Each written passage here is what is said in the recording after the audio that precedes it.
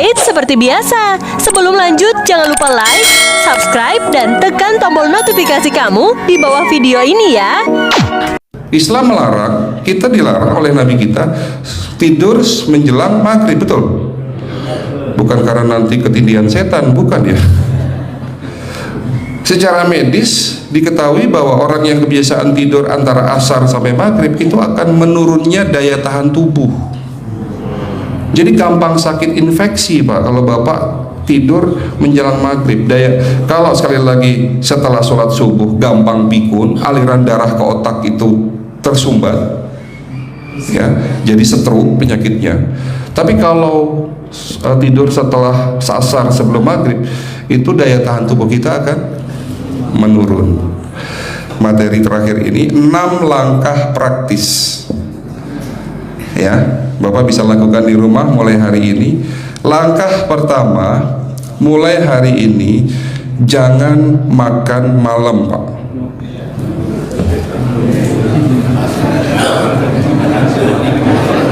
Ya, ala bisa karena biasa. Memang awalnya sulit, yang sudah kebiasaan makan malam itu sulit. Alasannya nanti nggak bisa tidur dok, betul ya? Nanti perutnya kembung, mual dan sebagainya. Itu karena kebiasaan. Dulu pun saya begitu. Tapi kalau sekali-sekali boleh Pak. Misalnya diundang hajatan gitu, tetangga ada yang kawinan hajatan, ya udah apa-apa, menghargai itu makan malam. Tapi sekali-sekali itu. Tapi kalau tiap hari ini yang tidak boleh, betul ya Pak? Jangan makan berlebihan dan jangan makan malam. Makan sate boleh nggak Pak? Boleh, siapa bilang nggak boleh? Sate itu, Bapak tahu daging kambing, daging domba adalah makanan sehat, tidak berkolesterol. Yang kolesterol itu lemaknya Pak. Tapi kalau Bapak makan daging murni, dagingnya tok, ya sehat Pak. Yang nggak boleh itu santannya.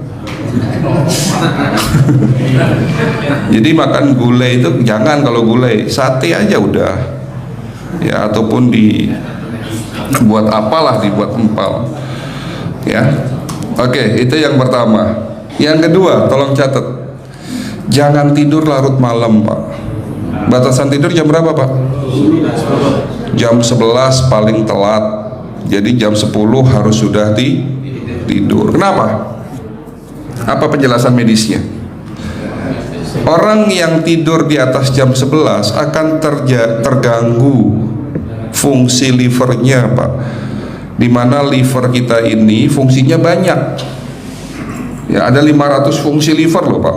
Fungsi jantung ada berapa Pak? Fungsi jantung 1.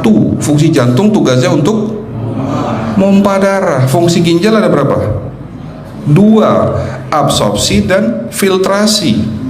Fungsi liver 500 fungsi. Jadi organ yang paling berat dalam tubuh kita kerjanya adalah liver. Liver akan rusak manakala kalau kita tidur di atas jam 11 malam. Berarti 500 fungsi liver bisa rusak Pak. Ini salah satu penyebab diabetes. Bukan hanya kerusakan pankreas, tapi rusaknya liver bisa jadi penyakit diabetes Pak.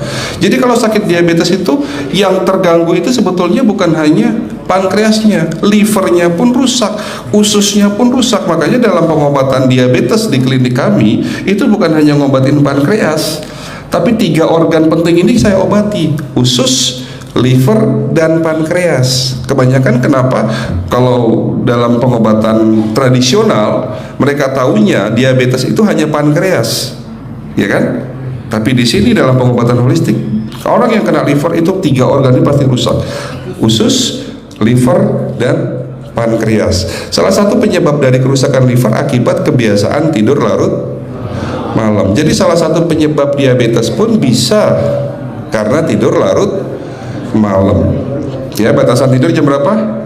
Sekali lagi, jam 11 harus sudah tidur pulas. Jadi jam 10, setengah 11 paling lambat kita harus tidur pulas. Nanti setelah jam 1 boleh bangun. Yang penting jam 11 sampai jam 1 ini harus tidur pulas. Jadi kalau Bapak mau sholat tahajud jam 2, setengah 3 ya monggo, ya. Oke, itu yang kedua. Yang ketiga, air putih Pak dijaga 2 liter sehari. Bagaimana cara minumnya yang baik? Rasulullah sudah ngajarin kita ada 6 sunnah. Harus duduk, pakai tangan kanan, seteguk demi seteguk, membaca basmalah di saat minum, diakhiri dengan alhamdulillah, kan begitu ya. Pagi hari minum 1 gelas bangun tidur sebelum sholat subuh. Setelah sholat subuh boleh teh, tapi juga dibilas dengan 1 gelas air putih. Sebelum mandi nanti Pak, minum air hangat. Kalau Bapak mandinya pakai air dingin boleh, tapi sebelum mandi minum air hangat, biar tubuh kita ini jangan terlalu dingin di saat kita kena air dingin. Sampai maghrib pastikan 2 liter sudah masuk dalam tubuh kita. Malam mau tidur, tolong perhatikan Ibu ya, malam mau tidur jangan banyak-banyak minum. Nggak boleh minum malam itu segelas sampai 2 gelas mau tidur, cukup seteguk 2 teguk saja. Karena kalau sampai kita minum mau tidur 1 gelas besar, ginjalnya malah rusak Pak ya. Oke, itu yang ketiga. Yang keempat, puasa. Lakukan puasa secara rutin, insya Allah kita sehat. Nah, untuk penjelasan atau materi puasa nanti bisa hubungin staf saya. Nanti di bulan Ramadan tahun ini, kalau memang masih ada slot 1 sampai hari ke-20, saya bisa mengisi manasik kesehatan yang berkaitan dengan manfaat puasa untuk kesehatan. Insya Allah kalau memang masih ada slot waktunya, karena kita di bulan Ramadan hanya 20 hari kita ngisi manasik ya. Oke, itu yang keempat.